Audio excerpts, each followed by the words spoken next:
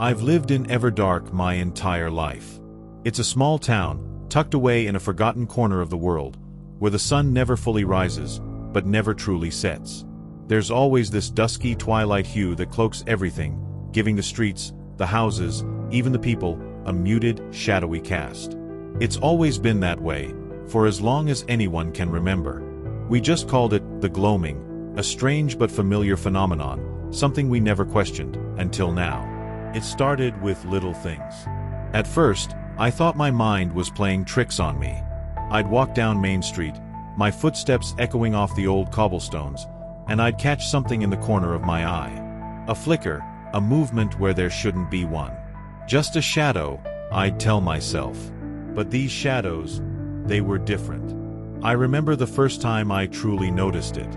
I was passing by the old bookstore, its windows thick with dust and its shelves sagging under the weight of forgotten tales. The sun, or what passes for it in Everdark, was low, casting long shadows across the pavement. I glanced down and saw mine, stretching out in front of me. But then, there was another. At first, I thought it was just the shadow of a tree, or maybe an illusion from the way the light hit the cracked glass of the bookstore. But no. This shadow moved when I didn't. It twisted, slowly, deliberately, as if it was trying to detach itself from me. My heart pounded in my chest, and I froze, watching as it slid across the ground, defying the angle of the fading light. And then, just as suddenly as it had moved, it stopped, merged back with mine as if it had never tried to break free. I stood there for what felt like an eternity, the cold creeping into my bones, before I forced myself to move, to keep walking, pretending I hadn't seen anything at all. But I had, and so had others. Over the next few days, whispers spread through the town like wildfire. The gloaming was no longer just an oddity, it was becoming something else, something alive. People started avoiding certain parts of town, claiming the shadows there were wrong.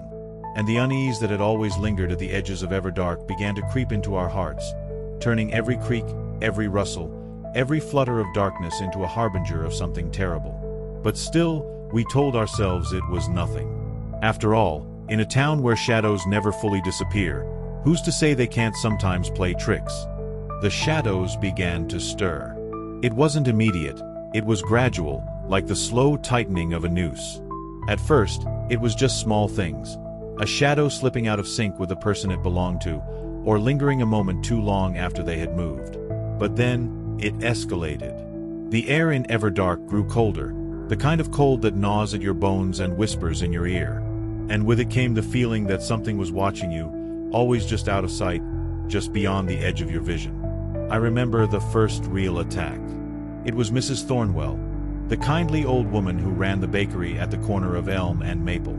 She'd been closing up shop late one evening, the dim light from her window casting a warm glow onto the darkened street. I was just across the way, heading home after a long day, when I saw it. Her shadow, long and distorted by the street lamp, suddenly jerked. It moved with a violence that was almost unnatural, snapping like a whip. Mrs. Thornwell screamed, a sound that still haunts my dreams, and then her body twisted as if it was being pulled by invisible strings. She thrashed, her arms flailing, as if fighting off something I couldn't see. And then, her shadow consumed her. I'll never forget the way she changed. Her eyes, once so kind and gentle, turned dark, hollow, filled with a malevolence that wasn't hers. Her mouth twisted into a snarl, lips curling back to reveal teeth that looked sharper, somehow more feral.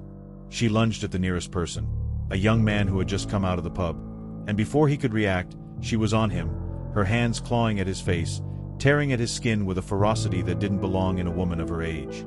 People screamed, scattering into the night, but not me.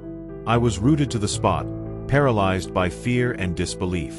It wasn't until I saw her shadow detach from the ground, curling up around her like a living thing, that I realized what was happening.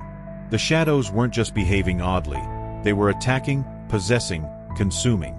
And it wasn't just Mrs. Thornwell. As the days passed, more and more people began to fall victim. A shadow would shift, twist, and suddenly its owner was no longer themselves. They became hollow, as if the light inside them had been snuffed out, replaced by something dark and hungry.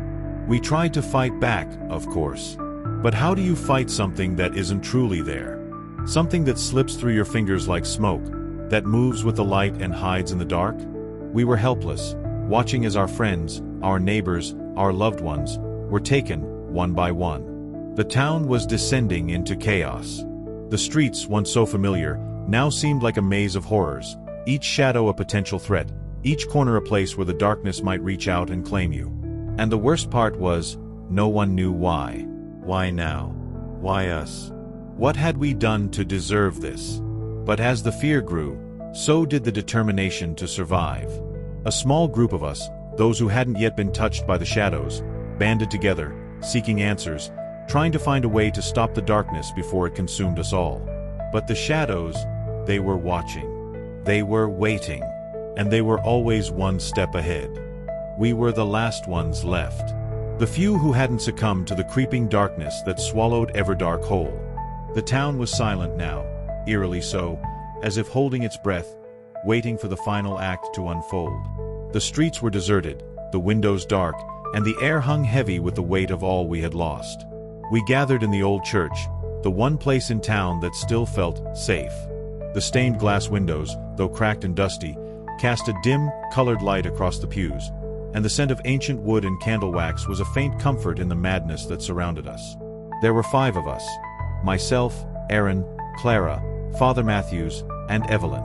We sat huddled together, our faces gaunt, our eyes haunted by the horrors we'd witnessed. We were all that was left. "We have to figure out what's causing this," Aaron said, his voice rough with exhaustion. "There has to be something, some explanation." But what explanation could there be?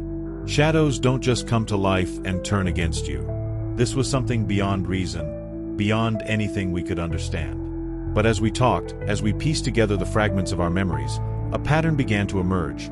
A story, long buried, whispered in fragments by those who had lived through it. "It's the ritual," Father Matthews said, his voice trembling. "The one from all those years ago. The one they tried to forget." Everdark had always been a strange town, with its perpetual twilight and its secrets. But none of us had ever truly understood just how deep those secrets ran. Years ago, before any of us were born, there had been an attempt to harness the power of the shadows, to use them for some twisted purpose. A ritual, they called it, though no one knew what it was meant to achieve. But something had gone wrong. Terribly wrong. The shadows had turned on them, on the ones who had tried to control them, and the town had been cursed ever since. We didn't know the details. The story had been buried, the records lost or destroyed, but we knew one thing for certain: this ritual was the key. If we could understand it, if we could find a way to reverse it, maybe we could stop the shadows before they consumed us all. But there was so little to go on, and time was running out. The shadows were growing bolder, more aggressive, and each night they claimed another victim. We had to move quickly, to find the source, the place where it all began, and put an end to it. Evelyn, the youngest among us, found an old journal hidden in the church's archives. It was barely legible, the pages yellowed and brittle with age, but it spoke of a place, an old, abandoned house on the outskirts of town, where the ritual had been performed. The journal warned of the dangers, of the darkness that lingered there, but it was our only lead, our only chance. "We have to go there," Evelyn said, her voice barely above a whisper. "It's the only way." But we all knew what that meant. The house, shrouded in darkness, was the heart of the shadow's power. Going there was suicide, but what choice did we have? We were cornered, with nowhere left to run, no time left to hide. And so, with hearts pounding and fear clawing at our throats, we set out into the night, the shadows watching us with hungry eyes, waiting for the moment they would strike. We were a small, desperate group, clinging to the last thread of hope, as the darkness closed in around us. The house loomed ahead, a dark silhouette against the dim sky, its windows like empty eyes, its door a gaping maw. And as we approached, we felt it, a cold, malevolent presence, pulsing in the air, seeping into our bones. The shadows were here, thick and heavy, pressing in on us from all sides. This was where it had begun. This was where it would end. Or so we thought. The house was worse than we could have imagined. It wasn't just old. It was decayed, rotting from the inside out, as if the darkness itself had seeped into the very walls. The air was thick, suffocating, filled with the stench of mildew and something far more sinister. Something ancient and malevolent that had waited in the shadows for far too long. We stepped inside, the floorboards groaning beneath our weight, and the door creaked shut behind us, sealing us in with whatever evil lingered here. The interior was a maze of darkened hallways and crumbling rooms, each corner swallowed by shadows that seemed to pulse and writhe like living things. The walls were covered in strange symbols, half erased by time, but still humming with a faint, eerie power. We moved slowly, cautiously, our breaths shallow, our senses on high alert. There was no sound except for the creaking of the house and the distant, echoing whispers that seemed to come from nowhere and everywhere all at once. They spoke in a language none of us understood, yet their meaning was clear: we were not welcome here. Father Matthews led the way, clutching a small crucifix in his trembling hands, muttering prayers under his breath. The rest of us followed, our eyes darting nervously from one shadow to the next, waiting for them to strike, to drag us into the darkness from which there would be no return. Evelyn, clutching the journal to her chest, pointed us towards a room at the far end of the house, a room that, according to the journal, was the site of the original ritual. As we approached, the air grew colder, the shadows thicker, more tangible, as if they were pressing down on us, trying to crush us before we could reach our destination. When we finally entered the room, we were met with a sight that froze us in our tracks. The walls were covered in more symbols, these ones sharper, more defined, glowing faintly with a sickly, unnatural light. In the center of the room was a circle, drawn in dark, dried blood, and within it, an altar, blackened with age and corruption. And there, on the altar, lay an object, small, twisted, and pulsing with a faint, malevolent energy. The heart of the ritual, the source of the shadows. We knew what we had to do. The journal spoke of reversing the ritual, of breaking the bond between the shadows and our world. But it wouldn't be easy. The ritual required a sacrifice, something or someone of great significance. And as we stood there, staring at that altar, we realized with a sinking dread what that meant. "There's no other way," Father Matthews said, his voice hollow, defeated. "One of us has to stay behind. One of us has to give themselves to the shadows." We looked at each other, the weight of those words settling over us like a death sentence. No one spoke, no one volunteered. We were all afraid, terrified of what awaited us if we stayed behind, of what the shadows would do to us once they had us in their grasp. But time was running out. The shadows were closing in, circling us like predators around prey.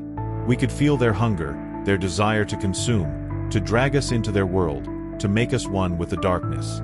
It was Aaron who finally stepped forward, his face pale but resolute.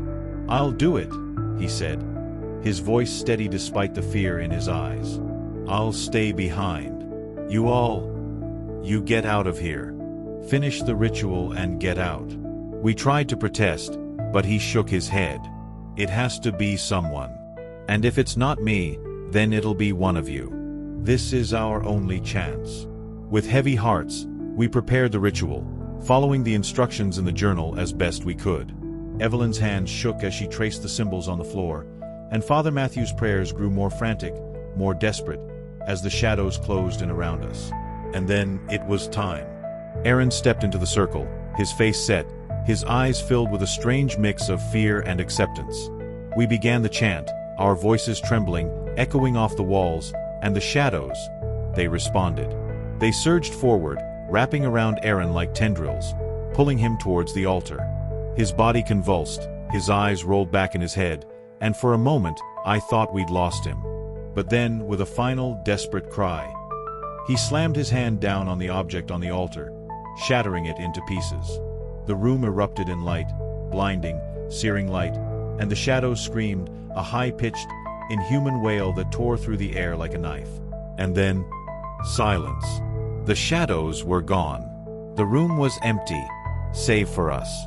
But Aaron was gone too. We stood there in stunned silence, the weight of what we had just done pressing down on us.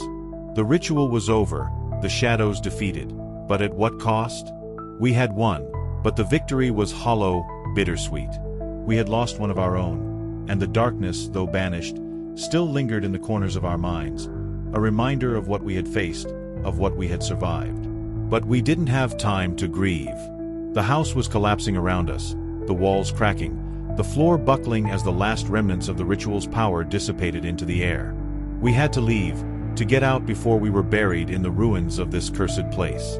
As we stumbled out into the night, gasping for breath, the house behind us finally gave way, crumbling into dust and darkness.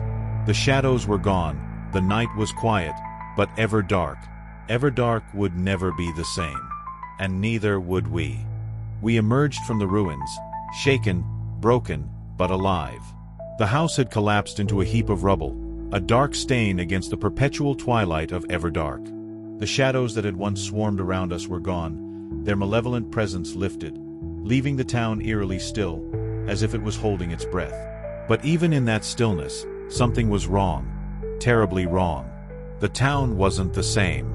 The air felt heavier, thicker, like it was weighed down by something unseen. The streets, once familiar, now seemed twisted, the buildings leaning at odd angles, their shadows stretching unnaturally long. It was as if the town itself had been altered by the darkness we had confronted, as if the shadows had left a mark, a scar that would never fully heal. But we had no time to dwell on it. We had lost Aaron, sacrificed him to end the curse, but the darkness still clung to us, like a shadow that wouldn't let go. We were alive, but we weren't free. Not yet. There was still something left unfinished, something we couldn't quite put our finger on. A lingering dread, a sense that the worst was yet to come. Father Matthews, pale and shaken, led us back to the church, where we could regroup, try to make sense of what had just happened. But the moment we stepped inside, we knew something was wrong. The air was cold, colder than it should have been, and the light from the stained glass windows seemed dimmer, as if the colors had been drained from them. The church, once a sanctuary, now felt tainted. As we sat there, huddled in the pews, Evelyn pulled out the journal again, flipping through its pages with trembling hands. "There's something we missed," she whispered, her voice barely audible. "Something about the ritual. Something about the shadows." But before she could finish, the shadows returned. They slithered out from the corners, from beneath the pews, from behind the altar. Slow, deliberate, with a dark, purposeful intent. We stumbled to our feet, panic surging through us, but it was too late. The shadows were all around us, closing in, and this time, there was no escape. And then we saw it. Standing at the far end of the church, where the shadows were thickest, was Aaron. Or at least, it looked like him. His figure was cloaked in darkness, his face hidden in shadow, but we knew it was him. We could feel it. But there was something wrong. His eyes, once filled with life, were now empty, hollow, like dark voids that sucked in all light. And his shadow, it moved on its own, twisting and writhing like a living thing, something separate from him, something that controlled him. "You shouldn't have come back," Aaron's voice echoed through the church, distorted, inhuman. "It was supposed to end there, in the house. But you brought it with you. You brought the darkness back." We stood frozen, too terrified to move, too horrified to speak. The shadows around us pulsed with energy, feeding off our fear, growing stronger by the second.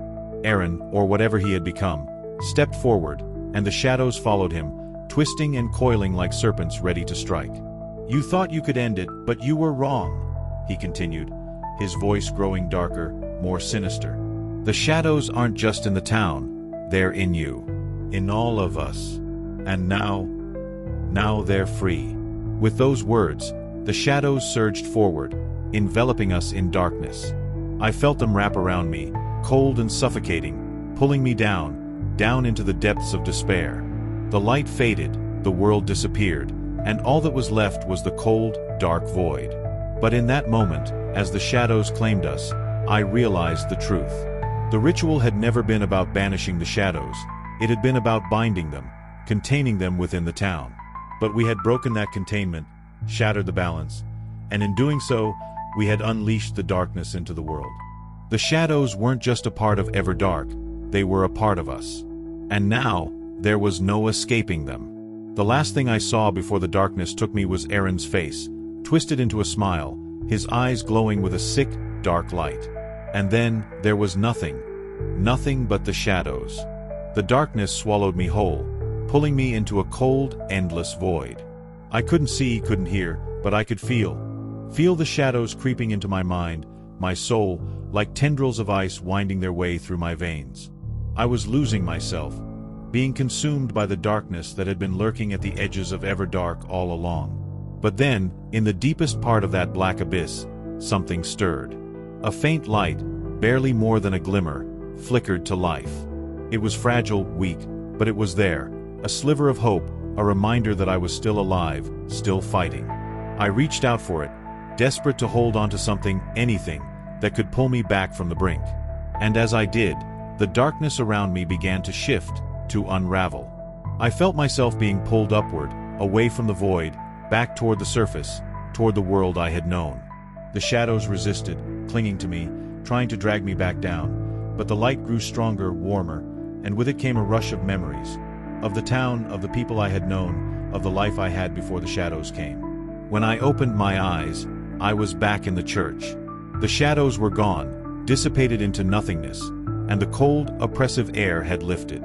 I was lying on the floor, gasping for breath, my heart pounding in my chest. Beside me, Evelyn and Father Matthews were also stirring, their faces pale, their eyes wide with shock and relief. We had survived. Somehow, we had made it through the darkness. But the church was different. The once dim light now streamed through the stained glass windows, bathing the room in vibrant colors. The symbols on the walls had faded, their power spent, and the air was filled with a strange, peaceful stillness, as if the darkness had finally been banished. But as I looked around, I realized we weren't alone.